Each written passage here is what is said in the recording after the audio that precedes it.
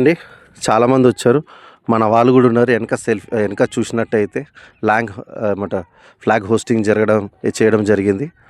అలానే మొత్తం మన ల్యాండ్లో చాలామంది మన మిత్రులందరూ ఒక 50-70 మంది వరకు వచ్చి మనం ఫ్లాగ్ హోస్ట్ చేయడం జరిగింది. సో నిరంతరం ఇట్లాంటి యాక్టివిటీస్ చేస్తూ ఉండాలంటే ప్రతి వీకెండ్ ఇక్కడికి వచ్చి మనకు పిక్నిక్ లాగా చేసుకుంటే బాగుంటుంది. ఎందుకంటే మనం ఇట్లా రెగ్యులర్గా వస్తున్నాం అనుకో, ఈ ల్యాండ్ మీదకి ఎవరికి కన్నేసే అధికారం ఉండదు, సాహసం చేయరు.